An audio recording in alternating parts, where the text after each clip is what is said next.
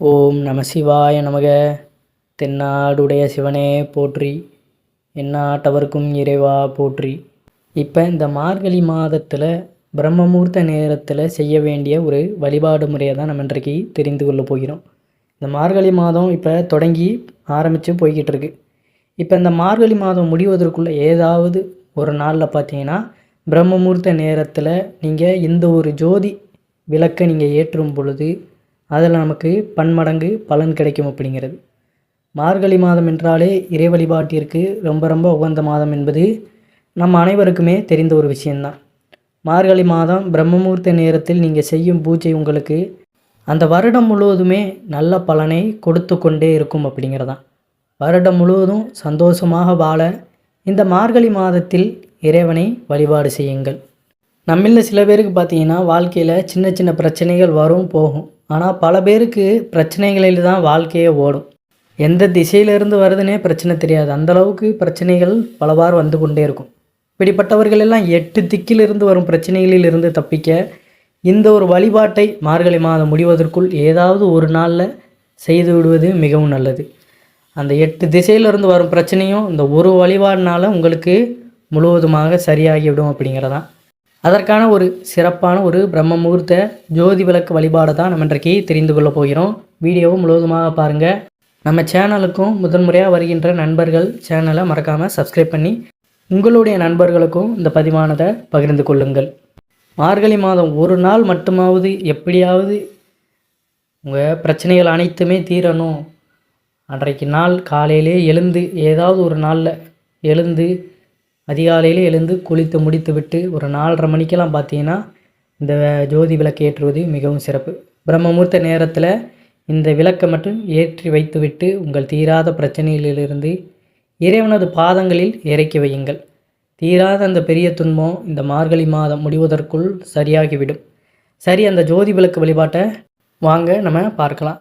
ஜோதி விளக்கு என்றே கடைகளில் விற்கும். அதாவது ஜோதி விளக்குன்னு நீங்கள் கேட்டாலே பார்த்தீங்கன்னா அந்த விளக்கானதை கடைகளில் கொடுப்பாங்க. இந்த விளக்கு பார்த்திங்கன்னா கொஞ்சம் டிஃப்ரெண்ட்டாக இருக்கும். இந்த விளக்கு திரிய பக்கவாட்டில் நம்ம போட மாட்டோம். அதாவது அகல் விளக்கு இல்லை குத்து விளக்கு, காமாட்சி அம்மன் விளக்கு, இப்படி எந்த விளக்கு ஏற்றினாலுமே திரிய பார்த்திங்கன்னா நம்ம அதனுடைய அந்த பக்கவாட்டு முகப்பு பகுதியில் தான் போடுவோம். ஆனால் இந்த விளக்கு பார்த்திங்கன்னா ஒரு டிஃப்ரெண்ட். இந்த விளக்கு எரியும் போது இந்த விளக்கில் இருக்கும் வெளிச்சமானது அந்த விளக்கை சுற்றி அந்த 8 திக்கிலும் பார்த்திங்கன்னா பிரதிபலிக்கும். திரியானது பார்த்திங்கன்னா நடுவில் தான் நம்ம போடுவோம். அப்போ அந்த சுற்றி குவளை மாதிரி இருக்கும் பார்த்திங்களா, அதை சுற்றி அப்படியே பிரதிபலிக்கும் அந்த ஜோதி விளக்கானது.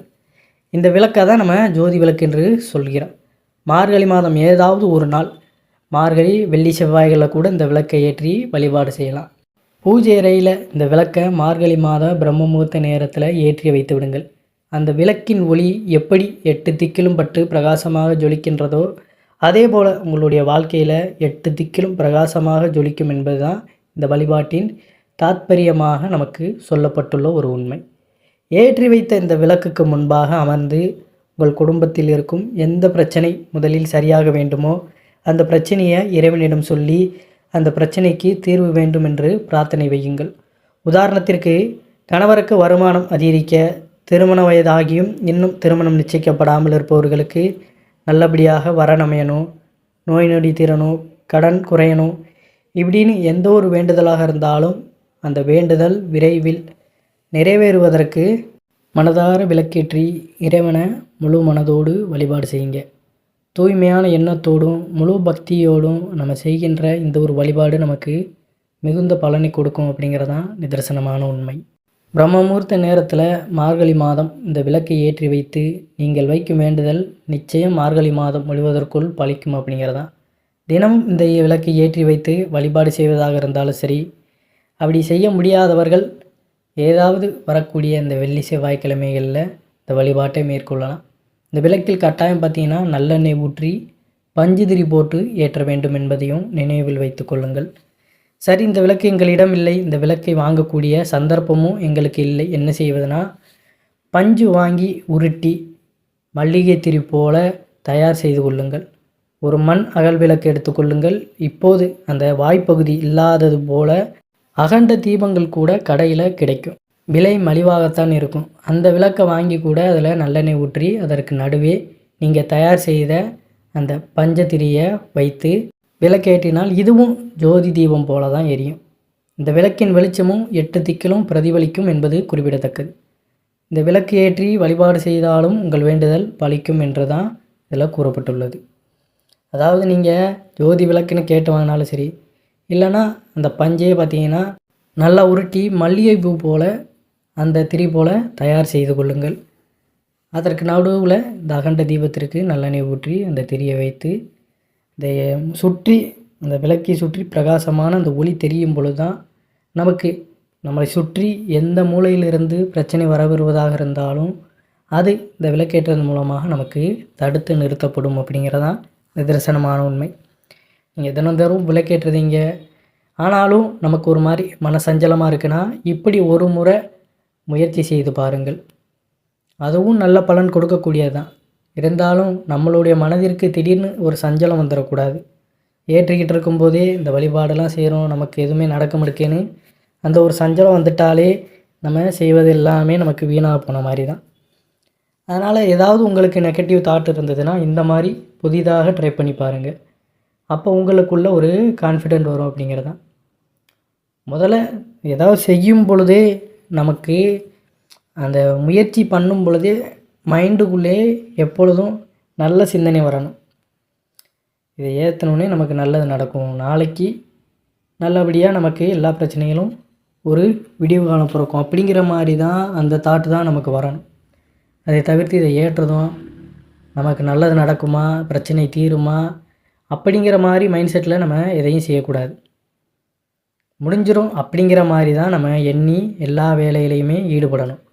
முடியுமா, நடக்குமா, நடக்காதா அப்படின்னு ஓவராக திங்க் பண்ணிக்கிட்டு இருந்தாலே நமக்கு எதுவுமே ஓடாது அப்படிங்கிறதான். அதனால் இந்த ஜோதி விளக்கை கட்டாயம் வாங்கி வீட்டில் நீங்கள் வைத்திருந்தாலுமே இது நாளைக்கு ஒரு முறை பிரம்ம முகூர்த்த நேரத்தில், நாளைக்கு இல்லை சரி செவ்வாய்க்கிழமை இல்லாட்டி வெள்ளிக்கிழமையில் ஏதாவது ஒரு நாளில் அதிகாலை நேரம் அந்த பிரம்ம முகூர்த்த நேரத்தில் எழுந்து இந்த விளக்கேற்றி வழிபாடு செய்யுங்க. விரைவில் உங்களை பிடித்திருக்கும் அந்த பிரச்சனை எல்லாமே அடியோடு ஒளிந்துவிடும் அப்படிங்கிறதான் நிதர்சனமான உண்மை. அனைத்து தேவர்களுமே வழிபாடு செய்யக்கூடிய ஒரு மாதம்தான் இந்த மார்கழி மாதம். நம்ம வழிபாடு செய்கிற நேரத்தில் தான் அந்த தேவர்களுமே வழிபாடு செய்வாங்க. அப்போ அந்த நேரத்தில் நமக்கும் அவர்கள் செய்கின்ற அந்த வழிபாடும் நல்லபடியாக போய் சேரும் அப்படிங்கிறது தான். இந்த பிரபஞ்சம் அனைத்து தேவர்களும் வழிபாடு செய்யும்போது முழுவதுமாக ஈர்த்துக்கொள்ளும். அப்போ நம்மளுடைய வேண்டுதலுமே போய் அந்த இடத்துல சேர்ந்து அதற்கான தீர்வை இந்த பிரபஞ்சம் நமக்கு கொடுக்கும் அப்படிங்கிறதான் ஒரு நிதர்சனமான உண்மை. அதனால் நாமும் செய்வது மிகவும் நல்லது. ஏதோ ஒரு நாளில் தவற விடாமல் வருகின்ற செவ்வாய்க்கிழமையோ வெள்ளிக்கிழமையோ கரெக்டாக ஞாபகம் வச்சு காலையில் எழுந்து அன்றைக்கி ஒரு நாள் தான் பார்த்திங்கன்னா நம்ம இந்த வழிபாடு செய்யப்படுறோம். அதனால் சுத்தமாக நல்லா குளிச்சுட்டு மன தெளிவோடையும் அமைதியோடையும் பூஜை அறையில் உட்காந்து இந்த வழிபாடை மேற்கொள்வது நமக்கு நன்மை அளிக்கும் அப்படிங்கிறதான். அதனால் கட்டாயம் ஏதோ ஒரு நாளில் செய்யுங்க, நல்லதே நடக்கும். நன்றி, வணக்கம். அனைவரும் என்றும் இறைவர்கள் பெற்று நலமுடன் வாழ வேண்டும். ஓம் நம சிவாய நமக.